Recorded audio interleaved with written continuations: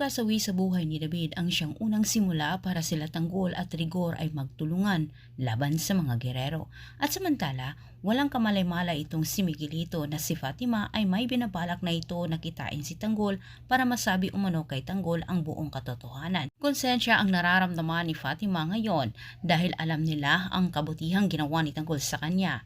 Kahit sinabi niya kay Paeng na kailangan umano niyang may gawin para makabawi umano sila kay Tanggol. Iyon ang sabihin ang totoo sa tatay ni David.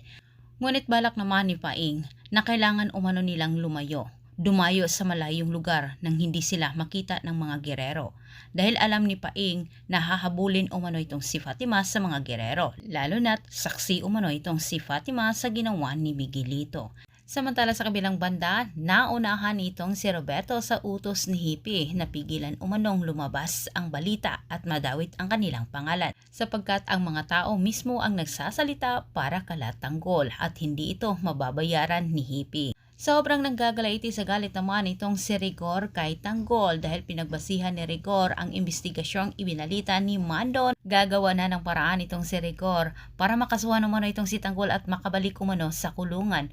Ngunit itong si Marites ay nakiusap kay Tanggol at Ramon dahil gusto umano niyang makita itong si David.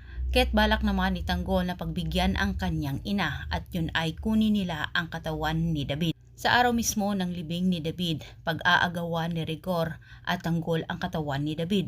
Malinawan ang dalawa na si Miguelito ang totoong tumapos sa buhay ni David sa pamagitan naman ni Fatima. Sobrang kampante itong si Miguelito na isa sa kanyang mga tauhan lalo na itong si Fatima ay hindi magsasalita sa kanyang ginawa kay David. Sapagkat batid ni Miguelito, natatakot itong si Fatima dahil nakikita naman umano ng dalaga ang kaya niyang gawin. Samantala nagsisimula na si Tanggol para mag-imbestiga para malaman niya kung sino umano ang tumapos kay David. Ngunit napag-isip-isip naman nila ni Divina at Madonna na hindi umano imposibleng si Miguelito umano ang tumapos sa buhay ni David, lalo na't ito din ang kanyang inutusan na itumbas si Tanggol.